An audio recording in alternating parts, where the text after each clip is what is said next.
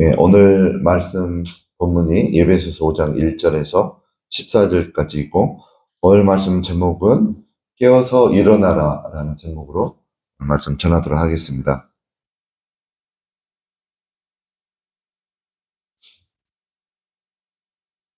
우리가 이제 신앙생활하고 살다 보면 우리가 살아가는 환경 가운데 또 오랫동안 신앙생활했던 어떤 교회의 어떤 영적인 분위기, 교회의 어떤 교단의 어떤 그 방침, 거기에 이제 묻혀서 이렇게 쭉 그냥 살아가는 경향이 있어요. 근데 때로는 우리가 깨어서 일어나야 될 때가 있어요. 지금이 저는 그때라고 생각을 합니다. 모두 다 깨어서 일어나야 돼요. 어디에서부터 깨어나야 되냐면 방금 이야기했던 그런 모습뿐만 아니라 그냥 내가 하나님을 생각하지 않고 살아왔던 모습들, 거기에서부터 깨어나야 돼요. 다들 깨어나다의 반대말이 뭡니까? 잠들어 있다라는 거잖아요. 잠들어 있으면 아무것도 못 하잖아요. 근데 일단은 깨어나야지 무슨 일인가 할 수 있는 거예요.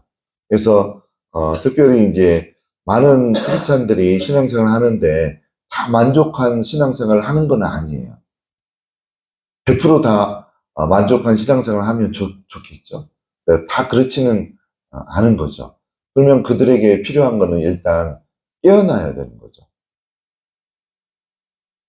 살아계신 하나님을 만나지 못하는 그런 신앙생활 가운데서 깨어나야 되죠.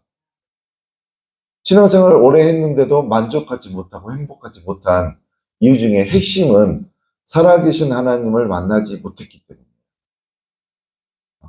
그것으로부터 살아계신 하나님을 만나지 못하는 신앙생활 가운데서 저는 깨어나야 된다고 생각을 합니다. 방금 아까 피아 찬양에서 하나님의 말씀을, 주의 말씀을 의지하여 그물을 어디에다 던지라고 합니까? 깊은 곳에. 오늘 말씀 가운데 그런 이야기도 나와요. 이제 말씀을 보면 1절을 한번 읽겠습니다. 그러므로 사랑을 받는 자녀같이 너희는 하나님을 본받는 자가 되고. 우리는 하나님을 본받는 자가 돼야 돼요.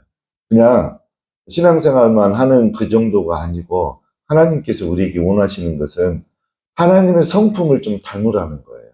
하나님의 속성을 닮으시라는 거예요. 이제 교회 안에 사람들이 예배드리고 모임을 하고 그런다고 그래서 다 하나님의 자녀는 아닌 거예요. 여기에 보면 오늘 본문 중에 하나님의 진노가 불순종의 아들들에게 임한다라고 했어요. 불순종의 아들들이 교회 안에 많이 있어요. 이분들은 성도라고 할 수가 없죠. 이분들이 하는 행동들이 3절에 소개가 되어 있어요. 3절 보겠습니다. 음행과 온갖 더러운 것과 탐욕은 너희 중에서 그 이름을 빨라 이는 성도에게 마땅한 4절도 읽겠습니다. 유치원과 어리석은 말이나 희롱의 말이 하지 않냐 오히려 감사하는 말을 하라. 여기 이제 4절에 보면 누추함이라는 단어가 나오는데 이거는 어떤 뜻이냐면 부끄러운 거, 죄, 그런 것을, 부끄러운 거, 수치, 그런 것을 누추함이라고 표현을 했어요. 그러니까 교회 안에 있는 사람인데 성도라고 볼 수 없이 삶의 행동이, 삶의 모습이 음행이 있고 더러운 것이 있고 탐욕이 있고 그다음에 그 부끄러운 것들이 있고 수치가 있고 그다음에 말이 어리석은 말을 하고 그다음에 남을 희롱하는 말을 이렇게 하는 분들이 교회 안에 분명히 있어요. 그분들은 여기 성경에 보면 불순종의 아들들이라고 되어 있어요.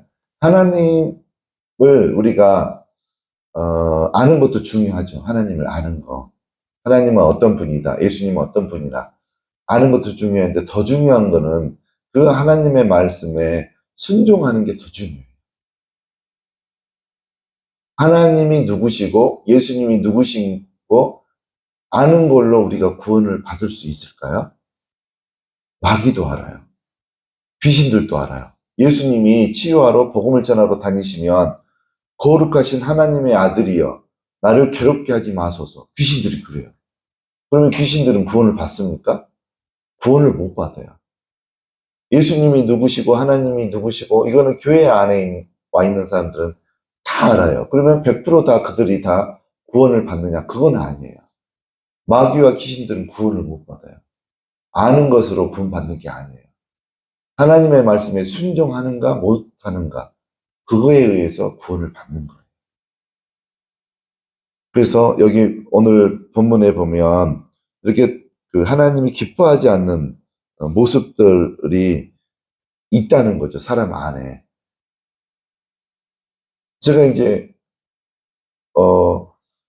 2022년 12월부터 이제 기쁨의 교회 가서 이종수 목사님이 말씀으로 가르치는 것들을 들으면서 많은 변화가 있었어요. 그러니까 그 전과 후가 확연하게 구분이 되어지는데 그 전에를 보면 제가 영적 세계를 하나도 모르는 사람이었더라고요.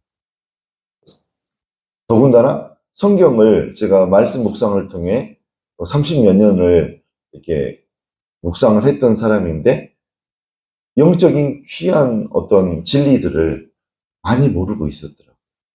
특별히 영적인 세계. 악한 영들이 어떻게 사람들에게 와서 도적질해가고 죽이고 멸망시키는가. 그 부분에 대해서는 전혀 아무 감각이 없었던 거죠. 그리고 불순종의 아들들이 어떠한 행동들을 하는가. 그런 어떤 분별이 저에게는 많이 약했었어요. 근데 이제 저희가 2022년 12월 달부터 성회를 참석하면서 한 2022년 5월, 2023년 5월쯤에 기존에 이제 저희 교인들이 한꺼번에 이제 나가는 일들이 있었거든요. 근데 그분들 중에 한 분은 여기 3절에서 나오는 4절에서 나오는 그냥 이런 행동이 그 안에 가득 있었어요. 그러니까 그 더러운 것이라는 말이 나오잖아요. 여기에 더러운 것. 저희의 이제 교회 손님들이 한 여성분들이 한 네 분이 와서 한 1시간 반 정도 여기에 있어야 되는 시간이 있었는데 저희 이제 지금은 잠금 장치를 화장실 해놨는데 여름에 왔었어요. 근데 저희 교회 남자 성도님이 이제 교회 몇 년 요한실에 살았죠. 그분이 집이 없어서 갈 곳이 없어서. 그래서 그분이 이제 분명히 여성분들 손님들이 한 네 분 와 있는 거 젊으신 분들이었죠. 그 네 분이 분명히 좀 조심을 해야 되는데 화장실에 잠금 장치가 없는 걸 본인도 아는데 샤워를 한 거예요. 화장실에서.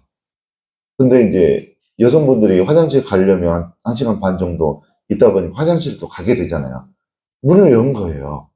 샤워를 하고 있는데 저는 그게 의도적이라고 좀 생각을 해요. 그분의 성품을 보면 좀 그 지저분하고 더럽고 음행스러운 부분이 있었어요. 교회는 다니는데 그래서 굉장히 좀 힘들었죠. 그런 부분 때문에 분명히 가고 난 다음에 샤워를 해도 되는데 왜 그때 꼭 굳이 했어야 되나 그런 분들. 그 다음에 여기에서 보면 우리가 그 절대 하면 안 되는 행동들이 3절에 나오는 것들이죠. 음행, 더러운 거, 탐욕. 여기서 탐욕은 우상숭배라고 되어 있어요. 탐욕은 우상숭배입니다. 그러니까 우상숭배에 대한 개념을 하나님께서 저에게 분명하게 이야기해 주셨는데 하나님보다 더 사랑하는 것은 우상이라고 그랬어요. 저에게. 그래서 우리에게는 그러한 부분들이 있으면 안 되는 게 하나님보다 더 우선시 되어지는 것. 어떤 분들은 신앙인들과 목사님들 중에 하나님보다 더 우선시하는 게 어떤 정치적인 입장이 우상이 되어 있는 분들이 많이 있어요. 정치적인 입장. 하나님보다 더 우선인 거예요. 그것도 우상이라고 저는 봅니다.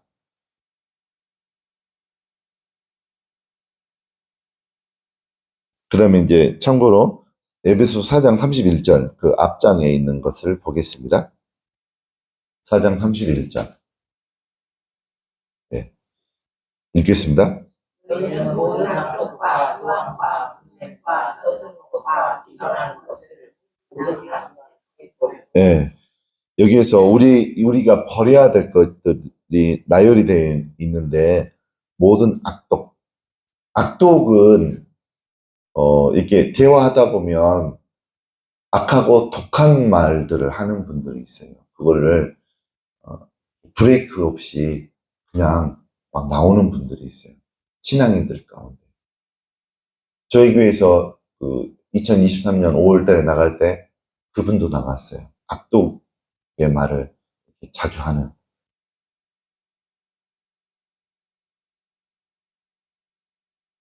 하나님의 자녀라고 볼 수 없어요. 제가 보기에는. 불순종의 아들들이에요. 그 다음에 노함, 분냄. 특별히 하나님의 자녀들이 이제 결혼해서 자녀들을 키우잖아요. 그러면 자녀들을 향해서 노하고 분내고 자기 감정을 쏟아붓고 그런 부모들은 하나님의 자녀가 아닐 가능성이 높아요. 불순종의 아들들이에요. 이건 굉장히 심각한 겁니다. 성령님이 삼위일체 하나님이 하나님의 자녀들에게 죄를 짓는 것 외에 하나님의 자녀들에게 분내고 화내고 그러지 않아요. 하나님께서는 하나님의 자녀들이 죄를 지을 때, 그럴 때는 하나님 화내고 분내지만 그렇지 않을 때는 화내고 분내지 않아요. 노하지 않으세요. 근데 크리스찬들이 자녀들을 양육할 때 자기 감정에, 자기의 방침에 따르지 않는다고 노하고 분내는 경향이 있는데, 그거는 분명히 하나님의 자녀의 모습이 아닌 거예요. 마귀가 하는 짓이에요. 그래서 불순종의 자녀들, 불순종한 자가 마귀 사탄을 말해요. 그러니까 마귀 사탄의 자녀라는 소리죠. 오늘 본문에 보면. 그래서 우리에게서 우리가 이런 진리의 말씀을 모르고 그렇게 자녀들을 키웠다라고 하면 분명히 하나님 앞에 회개해야 될 부분이에요. 그리고 회개하고 난 다음에 자녀들에게 내가 너희들 양육할 때 이렇게 키워서 미안하다라고 사과를 해야 돼요. 하나님 그거를 원하시고, 내 마귀의 자녀들은 순종하지 않아요. 그래도 하나님의 자녀들은 이 말씀을 듣고 순종하게 돼 있어요. 구원은 하나님을 아는 거에 의해서 구원받는 것이 아니라고 그랬잖아요. 그러면 귀신들과 마귀들도 다 구원받아요. 예수님이 하나님의 아들이시고 하나님께서 모든 권위를 예수님께, 만물의 권위를 예수님께 줬다는 것을 알고 있어요. 마귀들, 귀신들은. 그래서 예수님이 사역하고 다닐 때 귀신들은 먼저 와서 무릎을 꿇고 거룩하신 하나님의 아들이시여 나를 괴롭게 마시옵소서. 나를 이 사람에게서 나가라고 하지 마십시오. 그런 말을 해요. 오직 하나님의 나라는 하나님 말씀에 순종하는 사람들만 간다라고 창세기부터 요한계시록까지 다 그 말씀이에요. 한마디로 함축해 보면. 그래서 여기에 31절에 그런 모습이 내 안에 있다라고 하면 하나님 앞에 회개하고 당사자한테 용서를 구해야 돼요. 그 다음에 떠드는 것과 비방하는 것. 이거는 마귀가 하는 일이에요. 마귀가. 그런데 이제 교회 안에도 보면 이런 일들을 하는 분들이 많이 있어요. 성도들 중에. 어떤 성도를 비방하고 어떤 사람한테 가서 이 사람 못된 것, 실수한 거 비밀로 지켜야 되는데 막 떠벌리고 다니고, 그거는 하나님의 자녀가 하는 일이 아닌 거죠. 그래서 4장 31절과 아까 본문의 5장 3절 4절에 나오는 이러한 모습이 우리 안에 있으면 안 되는 거죠. 그래서 일단은 우리가 우리 안에서 버려야 될 부분을 이야기했고, 그 다음에 이제 깨어나야 될 부분을 제가 이야기하도록 하겠습니다. 1절에 우리가 어떤 모습을 우리 안에 있는 하나님이 주신 본성 가운데 어떤 것을 깨우쳐야 되냐면, 어떤 것을 더 강화를 시켜야 되냐면, 하나님을 본받는 일을 우리가 해내야 돼요. 하나님을 본받는 것. 그럼 하나님의 어떤 것을 본받아야 되나? 아까 피아 찬양에서 깊은 곳에 가서 무엇을 의지해서 무엇을 던지라고 그랬습니까? 주의 말씀 의지해서 깊은 데 가서 그물을 던지라고 그랬잖아요. 저는 취미로 투망하는 거를 그 취미로 가졌어요. 그래서 그 예, 마음은 많은데 항상 저는 그 결과가 많이 얻지를 못했어요. 그래서 여기 계신 분들 오기 전에 재작년인가 한번 그 강원도 고성에 가서 투망을 던졌는데 그 대멸치, 멸치 중에 제일 큰 거 대멸치, 그 엄지손가락 두께하고 이만씩 한 10cm 정도 되는 대멸치 떼를 발견해가지고 아내가 위에서 방파제 위에서 거기 그 며칠 때 지나가니까 그쪽에 던져 했는데 던졌거든요. 근데 제가 던지면 그물이 이게 동그랗게 쫙 펴지는 것은 10번 던지면 한 두세 번인데 그때는 쫙 펴졌어요. 그래서 그때를 딱 덮쳐가지고 당겨서 바로 한 방에 그냥 왔어요. 철수해가지고. 너무 많이 잡혀가지고 한 400마리 정도 잡혔던 것 같아요. 그래서 오면서 저희 교회 성도님들한테 제가 지금 그 멸치 많이 잡아가니까 그 조림할 거, 회 떠먹을 거, 그다음에 회무침 할 거 준비해서 있으라고 내가 몇 시쯤에 도착할 거니까. 그래서 온 교인을 불러가지고 회 떠먹고, 회무침 해 먹고, 튀겨 먹고, 그다음에 그렇게 해 먹었었어요. 그래서 그 고기를 한꺼번에 잡으려면 지시하는 곳에 던져야 돼요. 저희 아내가 방패자 위에서 거기 밑에서는 안 보여요. 물고기 떼가. 근데 위에서 보면 시커먼 떼가 지나가는 게 보이거든요. 그래서 특별히 투망할 때 누가 높은 데서 이렇게 망을 보다가 저쪽에다 던지라고 하면 그때 대박 나는 거예요. 그게 밑에서는 안 보이니까. 그러니까 그게 우리 삶 가운데 적용이 되어져요.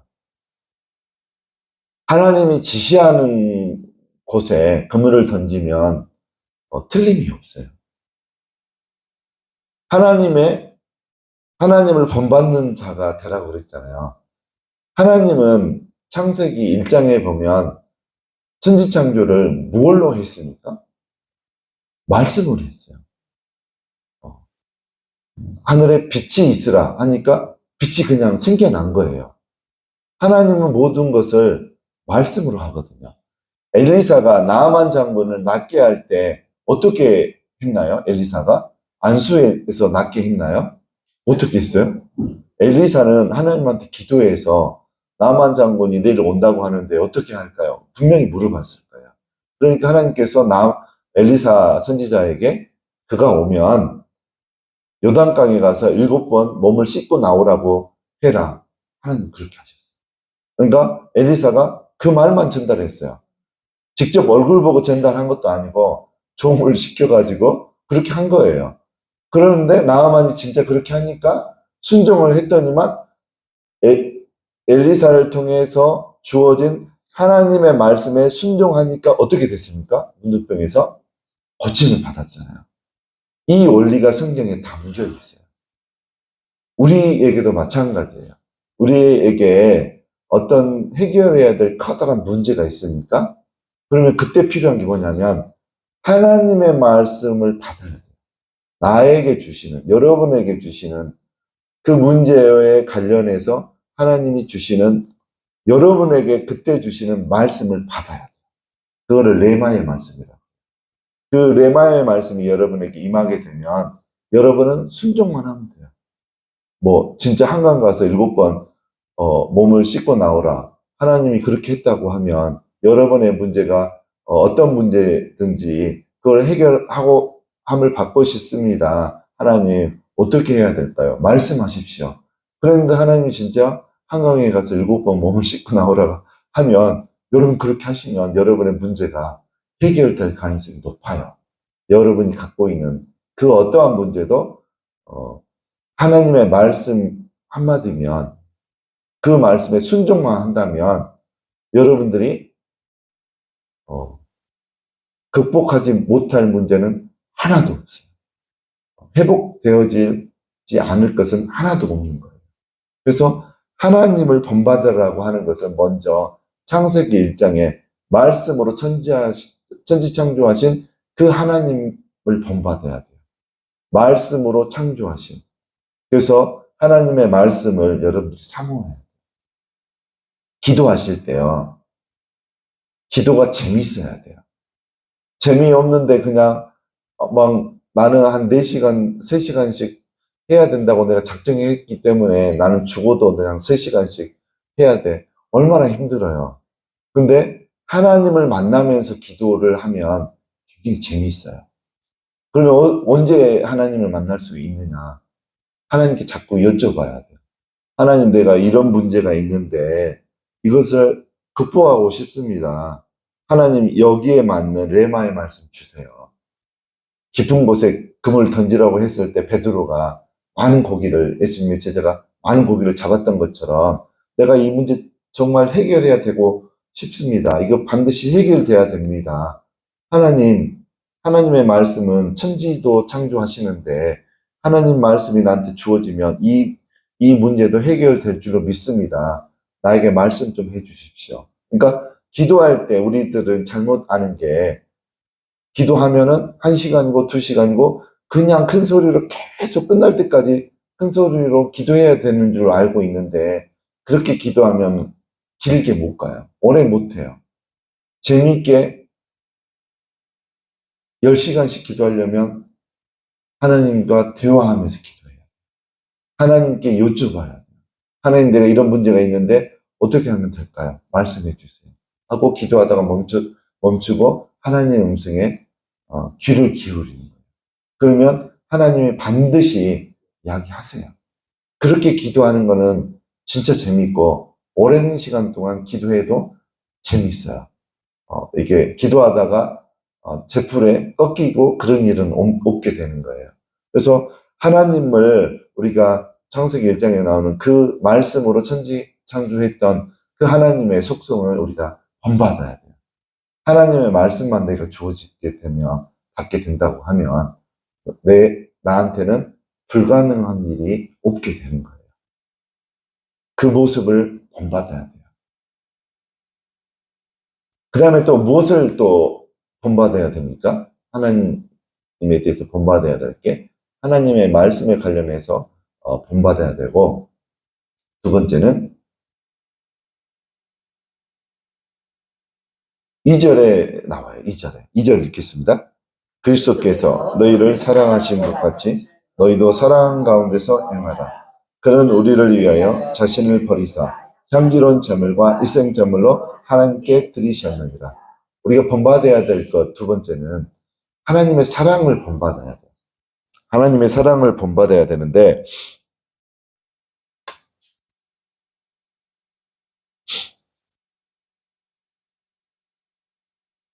요한일서 5장 3절을 읽겠습니다. 하나님을 사랑하는 것은 이것이니 우리가 그의 계명들을 지키는 것이라. 그의 계명들은 무거운 것은 아니라.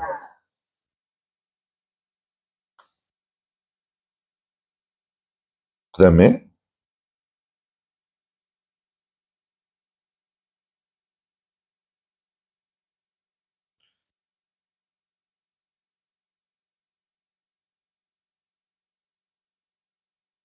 여기서 하나님을 본받아야 될 거, 하나님의 말씀이 이루어진다, 하나님의 말씀으로 이루시는 그 하나님의 그런 속성을 닮아야 되고, 두 번째는 하나님의 사랑을 닮아야 되는데, 하나님은 모든 것들을 사랑 가운데서 행하세요. 사랑 가운데서. 그리고, 우리가 신앙생활을 잘 할 수 있는 비결 중에 한 가지가 하나님께서 여러분을 사랑하신다라고 하신다는 그 음성을 들으셔야 돼요. 꼭 일평생 한 번 이상은 직접 들으셔야 돼요. 저는 들었어요. 서울 와가지고 첫 번째 예배 드릴 때 예배 드리다가 하나님이 저에게 직접 내면의 음성으로, 내면의 음성으로도 그때는 귀로 들리는 것 같기도 하고 내면의 음성으로 들리는 것 같기도 하고 온 전체가 그 음성이 들렸던 거예요. 저에게. 그 음성을 한 번 이상 들게 되면 여러분들이 신앙생활 할 때 절대 어떤 문제를 통해서 문제 때문에 여러분이 좌절하지 않을 수가 있어요. 항상 이렇게 힘있게 살아갈 수 있어요. 그래서 하나님은 사랑이시라라는 요한일서의 말씀에 보면 하나님은 사랑이시라. 그 말이 맞는 거예요. 그래서 여러분들 반드시 하나님께서 여러분을 사랑하신다는 그 음성을 사모하십시오. 그러면 하나님이 직접 하나님이 들려주실 것입니다. 그리고 사랑 가운데서 행하다. 이게 뭔가 우리가 생각을 해봐야 돼요. 사랑 가운데서 행하다. 하나님의 사랑 가운데서 행하라는 소리예요. 하나님의 사랑 가운데서. 그러면 그 사랑이 뭘까? 사랑이 뭘까요? 좀 쉽게 표현하면. 사랑이라고 하면 굉장히 추상적이잖아요. 그래서 이거를 좀 구체화시키는 작업이 많이 필요해요. 신앙인들은. 저는 이제 사랑은 존중하는 것이라고 생각해요. 존중한다. 여러분들이 여러분의 자녀를 사랑합니까, 정말로? 그러면 여러분의 자녀를 존중해줘요. 그들의 생각과 그들이 하려고 하는 계획을 존중해줘야 돼요. 근데 저도 그랬어요, 예전에는. 지금은 그렇지 않은데, 예전에는 제가 살아가는 어떤 가치관이 있잖아요. 가치관이 있었어요. 그래서 그 가치관으로 그 안에서 아이들을 키우려고 그랬어요. 예를 들어서 저의 가치관 중에 이제 여러 가지가 있지만 특히 그 부지런해야 된다. 그런 부분도 있어요. 그래서 아침 몇 시 되면 일어나야 되고 주말 되면 몇 시에 일어나야 되고 그러는데 이제 요즘 아이들은 개념이 없잖아요. 그런 개념이. 토요일 날 되면 오후 2시에 일어나고 네. 그래요. 요즘에 아이들은 그 주일 되면 이렇게 나타나지 않고 토요일 날 되면 놀러 가서 집에 안 들어오고 그리고 이제 저희는 뭐 여러분은 어떤지 모르겠지만 저녁 9시가 넘으면 집에 들어와야 돼요. 저녁 9시가 아들이든 딸이든 저희 때는 그래서 이제 저는 그런 걸 보고 컸기 때문에 우리 큰딸도 저녁 9시가 넘어가면 들어와야 되고 근데 이제 안 그러잖아요. 요즘 아이들이 순종을 안 하잖아요. 그것 때문에 다툼이 많이 생기고 험악한 상황 가운데 들어가게 되고 또 우리 아들들은 아예 연락이 없어요. 저녁에 안 들어오는데 이제 못마땅하는 거죠. 제 가치관에 비춰보면. 그러면 이제 또 이제 부딪힘이 있는 거고.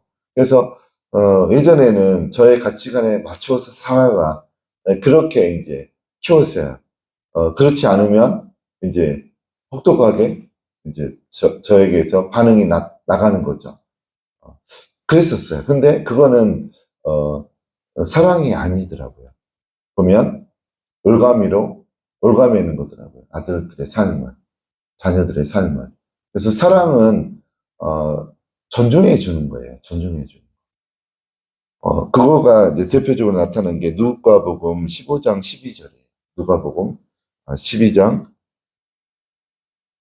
15장 2절. 네, 누가복음 15장 2절. 15장 잠깐만요.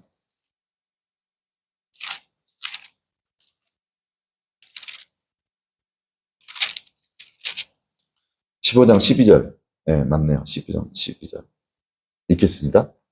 둘째가 아버지에게 말하되 아버지여 제사 중에서 내게 돌아올 것을 아버지가 그 살림을 가까우나 아들 둘 있는 집안에 둘째 아들이 재산을 달라고 하니까 아버지가 유산을 이제 나눠줬거든요. 근데 그 둘째 아들이 외국으로 가서 살다가 돈을 다 흥청망청 쓴 거예요. 첫째 아들 말 들어보면 창녀들과 함께 삼켜버렸다고 말이 나와요. 여기 30절에 보면. 그러니까 돈을 마음대로 쓴 거예요. 좋게 쓴 게 아니고. 술 마시고 여자랑 놀러 다니고 그런 거예요. 그러다가 이제 돈이 다 떨어지니까 이제 남의 집 돼지우리에 들어가서 지옥나무 열매를 먹고 그러다가 아버지 생각이 나서 다시 되돌아온 그 이야기잖아요. 여기에서 하나님의 사랑을 우리가 느낄 수가 있어요. 보면 12절에 보면 아버지여 재산 중에서 내게 돌아올 분깃을 내게 주소서 요구를 한 거예요. 근데 유대인들에게 있어서 재산 상속은 언제 가능하냐면 아버지가 죽기 직전에 거의 병 걸려서 죽기 직전에 그때서야 유산 상속이 이루어져요. 근데 아버지가 건강하게 살아 계시는데 재산을 달라고 하는 거는 그거는 이제 저거예요. 불효 자식, 그 깡패, 그 조폭 그 정도 수준인 거예요. 있으면 안 되는 말을 한 거예요, 지금 둘째 아들이. 근데 아버지가 어떻게 해주나요? 나눠줘요. 그게 존중이에요. 이게 사랑이에요. 물론 이제 그러면 안 된다. 그래서 안 줄 수도 있어요. 그러면 그 자식이 집의 귀중함, 가족의 귀중함, 아버지의 귀중함을 깨달았을까요? 지금은 깨닫고 되돌아온 거죠. 이제 결론이. 그러니까 아버지 입장에서는 그것을 그런 그 돈을 허비하고서라도 그런 것을 좀 배웠으면 하는 그런 마음이 있었던 것 같아요. 근데 보통 사람이 말로 해서 다 배우나요? 말로 해서 잘 안 배워요. 잘 깨닫지 못하고 들어도 한쪽 귀로 듣고 한쪽 귀로 흘러요. 그게 잔소리라고 생각되어지면 하나도 침투가 안 돼요. 제가 또 지금 농사를 지어서 밭에서 가지를 굉장히 많이 수확해 놨거든요. 지금 또 점점 썩어가고 있어요. 안 먹어지니까. 그래서 그 말은 내가 신혼 초부터 했거든요. 아, 주치를 취했습니까? 다행입니다. 예전에는 몇 달씩 냉장고에서 있다가 막 썩고 그랬어요. 근데 사람이 잔소리라고 생각되어지면 안 들어요. 그래서 여기에 나오는 등장하는 아버지도 그것을 알았나 봐요. 본인이 잔소리로 아들아 그러면 안 된다. 너 분명히 갖고 가면 돈 다 허비하고 다 너 거지 된다. 그렇게 이야기할 수도 있겠지만 아버지는 그냥 그렇게 해줬어요. 저는 그게 사랑이라고 봐요. 그러니까 존중하는 거죠, 사랑은. 그래서 하나님을 본받는 자 중에 하나님의 사랑을 이제 두 번째로 사랑을 우리가 본받아야 되는데 존중하는 거예요. 자녀들의 계획과 자녀들의 입장을 어떤 그것을 존중해줘서 하도록 해주는 것도 사랑의 어떤 한 부분이다. 저는 그렇게 말하고 싶어요. 그래서 이제는 저도 예전에는 제가 저희 가치관에 비추어서 강제적으로 애들에게 그 주입을 시켰어요. 이렇게 살아야 돼. 저녁 9시 넘으면 못 들어오게 되면 전화라도 해야 돼. 근데 전화라도 하고 한 적은 별로 없어요. 저희 아들은. 그냥 말 없이 안 들어와요. 그러면 안 되는 거죠. 네. 네, 다 그래요. 네. 그래서 예전 같았으면 그것 때문에 막 화를 내고 그랬을 건데 지금은 그냥 존중하고 이렇게 예, 이유는 물어보죠. 어디 갔었냐고. 그렇게. 그래서 그게 이제 존중하는 거고, 아까 그 누가복음 15장 12절에 보면 또 사랑은 기다려주는, 존중하는 것이 기다려주는 것과 굉장히 밀접하게 관련이 되어 있어요. 언젠가는 자녀들도 깨닫고 부모의 마음을 알아줄 때가 있거든요. 깨달아져야지 행동을 고치게 돼 있어요. 말한다고 해서 이렇게 고쳐지는 게 아니고 내가 경험하면서 깨달아야지 고치게 돼 있어요. 성경 말씀이 그런 부분이 굉장히 많아요. 그냥 듣고서 이게 알아지는 것보다는 깨달아서 알아지는 게 많이 있어요. 깨달아지는 것은 경험되어질 때 깨달아지는 거죠. 그래서 우리가 자녀들을 양육할 때 이런 부분이 있어요. 그래서 사랑으로 자녀들을 양육해야 될 줄로 믿습니다. 그 다음에 이제 우리가 그 깨어나야 될 부분, 크게는 하나님을 본받는 부분에 대해서 깨어나야 된다라고 제가 지금 설명을 하고 있습니다.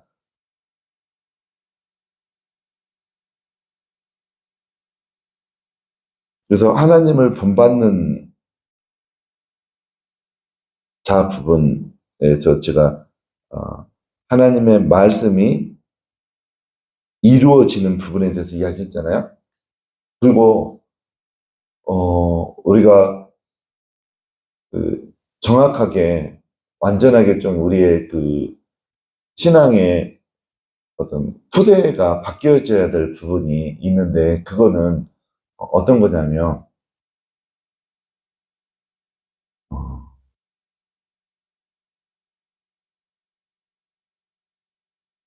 10절 말씀을 읽겠습니다. 10절 말씀.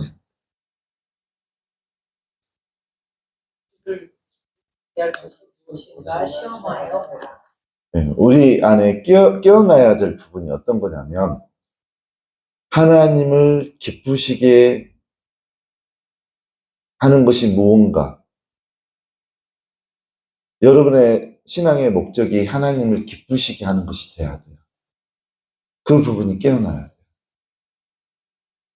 많은 크리스천들이 교회를 많이 다니고 있는데 이런 개념이 없어요. 신앙생활의 목적이 하나님을 기쁘시게 하는 게 돼야 돼요. 여러분은 그러면 지금까지 어떠한 모습으로 하나님을 기쁘시게 해왔습니까? 어떠한 모습으로? 믿음으로는 너무 네, 믿음이 없으면 하나님을 기쁘시게 할 수 없는 거죠. 그러면 그 믿음이 뭘까? 네, 그러니까 믿음이라는 거는 하나님의 말씀을 주어지면 그러니까 아까 제가 이야기한 거 그게 믿음이에요. 하나님께서 나에게 말씀을 주시면 내가 순종하겠습니다. 그러면 무슨 일이든 가능합니다. 그게 믿음인 거예요. 그게. 보통 사람들은 이 개념을 모르더라고요. 믿음을 내가 이루고자 하는 나의 그 의지가 믿음인 줄 아는데 그건 믿음이 아니죠. 욕심이죠. 그냥 의지죠. 믿음은 분명히 하나님 말씀에 근거해서 그게 이루어질 줄로 내가 생각하고 그것을 이루어내는 것. 그게 믿음인 거죠. 그러니까 하나님 말씀이 나한테 임하지 않으면 믿음이 아닌 거예요. 그거는. 그냥 나의 욕심인 거죠. 그러니까 예를 들어서 우리 막내딸이 저는 기본적으로 개인적으로 원하는 직업이 있거든요. 근데 이제 그거는 내 욕심인 거죠. 믿음이 아닌 거죠. 근데 하나님이 우리 딸을 향해서 이렇게 직업을 갖게 하겠다. 그 말씀을 내가 받게 된다고 하면 그것을 가지고 기도하는 것은 믿음의 기도인 거죠. 그래서 그런 거죠. 그러면 하나님을 기쁘시게 하면 그러면 구체적인 말씀을 많이 받아야 되는 것. 그 다음에 그것을 실행에 옮기는 것. 그것을 하나님 기뻐하시죠. 또 여러분은 어떠한 모습으로 지금까지 하나님을 기쁘시게 하셨습니까? 신앙생활 하면서. 한번 생각해 보세요. 어떠한 모습으로 하나님을 기쁘게 하셨을까? 하나님이 뭐 하라고 하면 어려워도 네, 다 같은 말이네. 우리 집사님은 어떻게 지금까지 5년 동안 신앙생활 하셨는데 하나님을 기쁘게 하시려고 노력을 하셨습니까?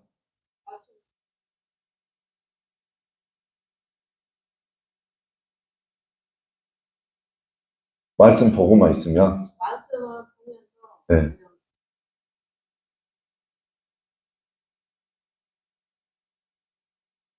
생각만 하면서 네. 앞으로 행동 안 하고 네. 근데 저도 하나님 말씀 네. 네. 그래서 우리가 깨어나야 되는데 깨어나서 하나님을 본받는 자가 돼야 되고 두 번째는 하나님을 기쁘시게 하는 자가 돼야 돼요.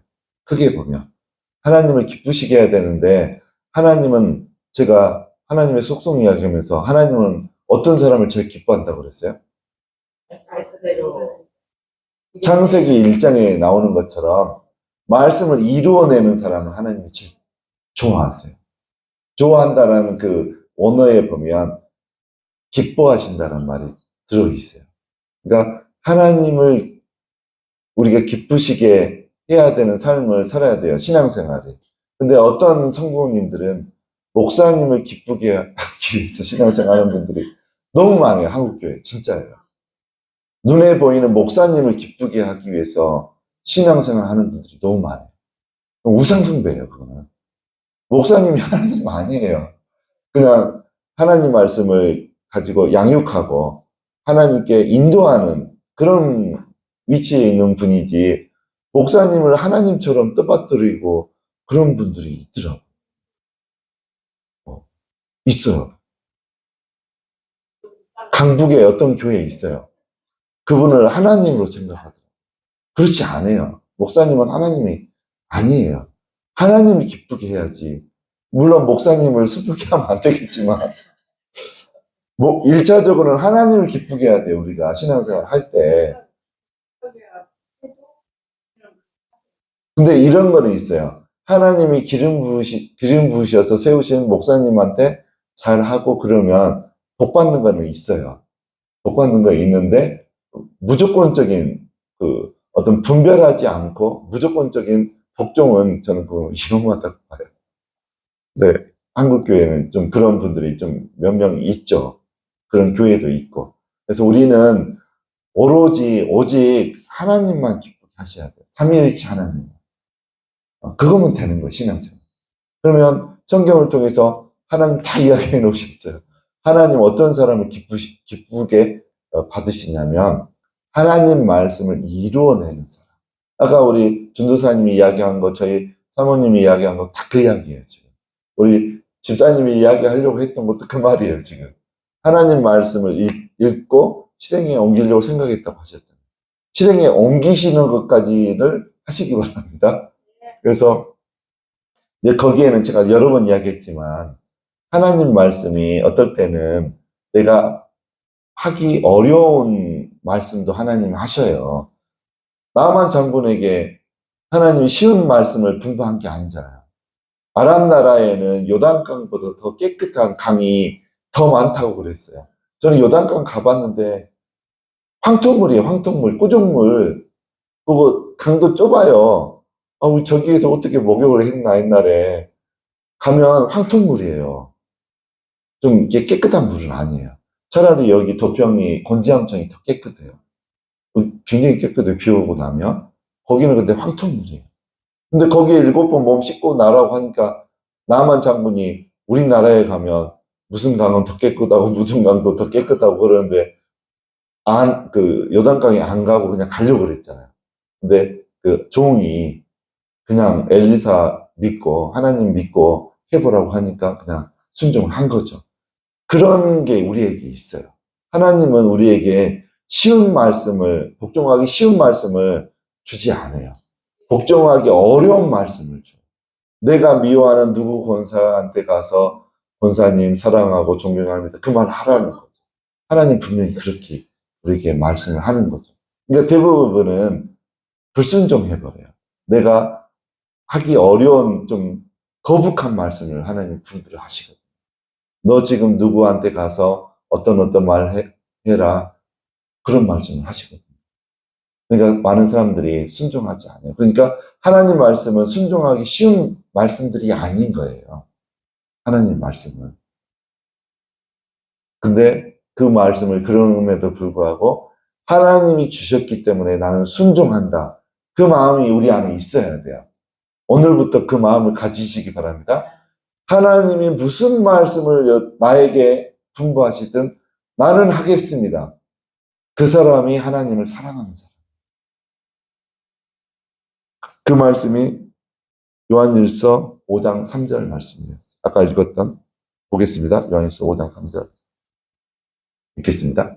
하나님을 사랑하는 것은 이것이니 우리가 그의 계명을 지키는 것이다. 그의 계명은 무거운 것이 아니다. 그것도 그 하나님이 나한테 주신 분부하신 말씀이 그렇게 무거운 것도 아니에요. 살짝 내 감정만 쳐서 복종시키면 돼요. 그 사람에 대한 나의 미운 감정, 화났던 그 감정, 섭섭했던 감정, 그 감정만 살짝 죽이시면 돼요. 근데 맨정신으로 안 되고 어떤 정신이 있어야 되냐면 나는 나에게 있어서 하나님이 제일 소중하고 하나님이 제일 귀중합니다. 그래서 하나님이 나의 인생의 모든 것입니다. 그 고백이 있어야 돼요. 그래서 그 하나님이 나에게 무슨 말씀으로 분부를 하고 명령을 하더라도 나는 무조건 하나님이 1순위이기 때문에 나는 그 말씀에 순종하겠습니다. 그 마음만 있다고 하면 여러분들의 인생 가운데 불가능은 없어요. 그런 마음이 있다고 하면 하나님이 여러분에게 막 이야기하기 시작해요. 그 마음이 없으니까 하나님도 말씀을 안 하시는 거예요. 어떤 분은 하나님 음성을 나는 왜 못 듣는가 고민을 하는데 순종하려고 하는 마음만 내가 하나님 앞에 구체적으로 한번 고백만 해보세요. 하나님, 나는 오늘부터 하나님이 무슨 말을 해도 나는 그 어떠한 말도 순종하겠습니다. 하나님은 내 인생의 최고고 제일 우선이고 모든 것입니다. 그 고백만 한번 하고 나면 하나님은 여러분에게 이제 막 이야기하기 시작하세요. 성경 읽을 때도 이야기하시고 기도할 때도 이야기하시고 그러면 여러분의 삶이 너무 심플해져요. 복잡 안 해요. 굉장히 심플하게 살아갈 수 있고 그런데도 능력이 나타나요. 여러분의 삶 가운데서. 하나님의 능력이 나타나요. 하나님이 관여하시고 간섭하시는 게 느껴져요. 그래서 오늘 이제 말씀을 마치겠는데 에베소서 5장을 통해서 깨어나야 하고 우리가 일어나야 될 부분이 하나님을 본받는 그 부분이 우리 안에서 깨어나야 돼요. 일어나야 돼요. 그리고 두 번째로 사랑으로 행하는 그 부분도 우리 안에서 일어나야 되는데 제가 사랑이 존중이라고 그랬어요.